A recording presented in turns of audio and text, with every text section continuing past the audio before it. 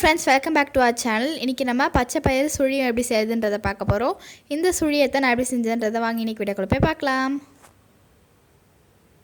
இதுக்கு வந்து நான் 1 டம்ளர் அளவுக்கு பச்சைப்பயிறு எடுத்துர்க்கேன். இதை வந்து 3 தடவை நம்ம வாஷ் பண்ணிட்டு அதுக்கு அப்புறமா 1 டம்ளர் தண்ணியில வந்து 5 விசில் வர வரைக்கும் நம்ம வந்து வேக வச்சு எடுத்துறலாம். டிப்பிங்க்கு நான் ஒரு 1/2 கப் அளவுக்கு மைதா மாவு எடுத்துர்க்கேன். 1 டீஸ்பூன் அளவுக்கு அரிசி மாவு எடுத்துர்க்கேன். தேவையான அளவு உப்பு சேர்த்துட்டு இதனால வந்து நல்லா மிக்ஸ் பண்ணிக்கலாம். இப்போ எல்லாம் தேவையான அளவு தண்ணி சேர்த்துட்டு நம்ம வந்து ஒரு பேட்டர் கன்சிஸ்டன்சிக்கு மிக்ஸ் பண்ணி எடுத்துக்கலாம். பேட்டர் ரொம்ப திக்காகவும் இருக்கக்கூடாது, ரொம்ப தண்ணியாகவும் இருக்கக்கூடாது, இந்த கன்சிஸ்டன்சியில் இருக்கணும்.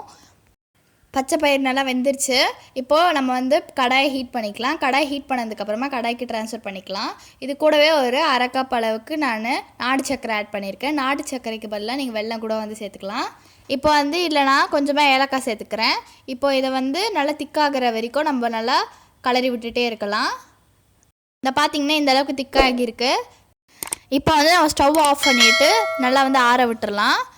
ஓரளவுக்கு ஆறினதுக்கப்புறமா இந்த மாதிரி நம்ம உருண்டை பிடிச்சிக்கலாம். இந்த மாதிரி நான் எல்லாத்தையும் உருண்டை பிடிச்சிட்டேன்.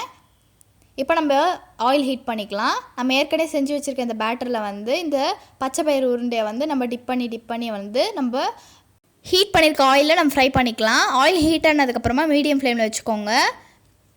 இந்த மாதிரி வந்து எல்லாத்தையும் போட்டாச்சு. ஒரு சைடு வந்து நல்லா ஃப்ரை ஆனதுக்கப்புறமா இன்னொரு சைடுக்கு திருப்பி விட்டுருங்க. இந்த சைடுமே நல்லா ஃப்ரை ஆகட்டும். இப்போ 2 சைடுமே நல்லா ஃப்ரை ஆகிடுச்சு. இதே மாதிரி எல்லாத்தையும் பொரிச்சு எடுத்துக்கோங்க. அவ்வளோதான், நம்மளோட பச்சை பயிறு சுழியம் வந்து ரெடி ஆகிடுச்சு. எடுத்துடலாம். நீங்கள் உங்கள் பசங்களுக்கு ஹெல்த்தியாக ஸ்நாக்ஸ் செஞ்சு கொடுக்கணும்னா கண்டிப்பாக இந்த ரெசிபியை ட்ரை பண்ணி பாருங்கள். இதிலே வந்து கடலைப்பருப்பு ஸ்டஃபிங் வந்து வச்சு செய்வாங்க. அந்த வீடியோ இன்னொரு நாள் வந்து நான் அப்லோட் பண்ணுறேன். நீங்களும் தான் பச்சை பயிறு சுழியம் உங்கள் வீட்டில் ட்ரை பண்ணி பாருங்கள். மறக்காமல் உங்களோட ஃபீட்பேக்கை கமெண்ட் செக்ஷனில் சொல்லிவிடுங்க. இன்னொரு வீடியோவில் நம்ம சந்திக்கலாம். Bye friends.